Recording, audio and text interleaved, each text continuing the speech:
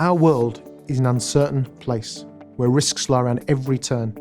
How can financial services maintain their pace in such a complex, fast-moving risk landscape? In our new blog series, we look at how financial organizations can learn from Formula One's approach to risk management.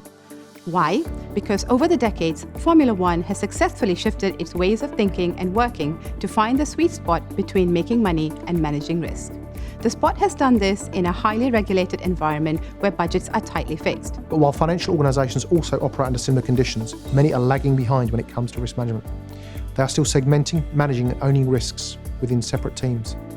Much of the change they pursue is in response to regulatory and supervisory pressures, rather than business-led innovation and learning from mistakes. The decisions made are based on past experience instead of evolving with each new learnings. And its events have shown that simply is not enough to stay ahead of today's interconnected and constantly changing world.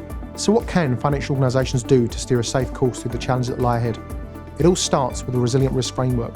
While this might sound obvious, there's a lot more that goes into building such a framework than organisations might think. It's not just a one and done exercise. It takes much more than putting a new piece of technology or team in place. Building an effective risk framework is continuous evolution made up of multiple interconnected steps. To go on that journey, financial organisations must think about 1. Shaping stronger risk governance and culture, where the second and third line not only have the capability, but feel empowered and informed enough to challenge decisions, including the commercial ones. 2. Building a trusted foundation of shared data, which should be used by teams across the business to identify, measure, monitor, manage, and report on risk. 3. Start building proof of concept around how to apply AI to analyse risks in real time and spot those sensitivities and patterns without the human bias. And finally, organizations shouldn't only think about the risks they face, but the opportunities these present so they can unlock more value from volatility.